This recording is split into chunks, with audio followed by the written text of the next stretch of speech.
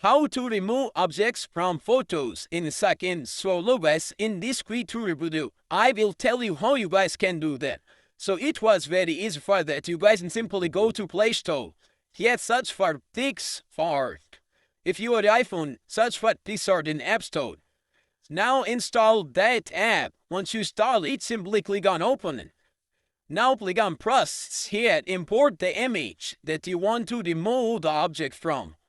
For example, that was the image. Now here you guys can see on his short, there is a price tag visible. So how I would remove that? For that, I will simply on downside scroll on the right. Now you guys can see remove, click on remove. Now I simply select the area that I want to remove. I will select the price tag. Now I click on remove.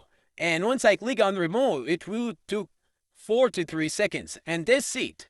That object will be removed from Pix. So that's how you guys can do that. Thanks for watching.